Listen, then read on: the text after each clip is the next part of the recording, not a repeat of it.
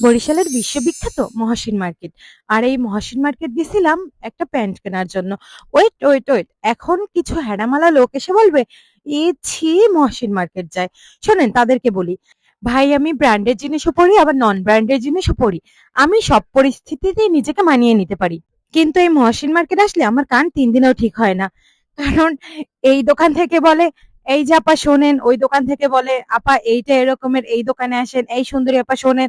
মানে এগুলো শুনতে শুনতে কি একটা অবস্থা। মানে ৩ দিনই আমার কানে এগুলোই বাজতে থাকে। আমার সাথে ছিল দুইটা সাপ আর বেজি, তারা যেখানেই যায় সেইখানেই মারামারি শুরু করে দেয়। যাই হোক, তারপর একটা দোকানে ঢুকলাম।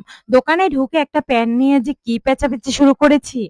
তো এইটা এমন হলে ভালো হতো, ওইটা এমন হলে ভালো হতো, রং উঠবে, মেয়ে মানুষ তো এরকমটা তো হবেই।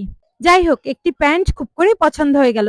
আর এইখান যে একদম নর্মাল জিনিস পাওয়া যায় এমনটা না।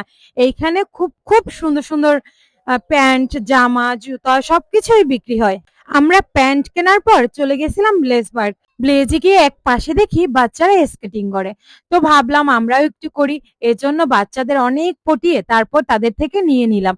নিয়ে তারপর এত চেষ্টা করছি হাঁটার জন্য, কিন্তু হাঁটা তো দূরের কথা, দাঁড়াতেই পারছিলাম না। আর রাইসা তো আগে থেকেই পারে। তো ও অনেক ট্রাই করছিল আমাকে শেখানোর, কিন্তু কি আর করার, মানে আমি পারতেইছিলাম না। তারপর চিন্তা করলাম ধুর এইগুলো আমাকে দিয়ে হবে না। তো তারপর চলে গেছিলাম চা খাওয়ার জন্য। রাইসা, আমি, মিরাজ। ও ভালো কথা, মিরাজ আমার ভাই বন্ধু দুটোই। ও অনেক ভালো। যা পরিমাণ শীত পড়ছে এর সাথে যদি চা না হয় তাহলে কেমন হয় ব্যাপারটা। চা সাথে আড্ডা। তো এই আড্ডা দিয়ে ৩ জন আবার রিক্সায় উঠে বাসার উদ্দেশ্যে রওনা দিছি। আর আজকের এই ভিডিওটাও এই পর্যন্ত। সবাই ভালো থাকবেন। আল্লাহ হাফেজ।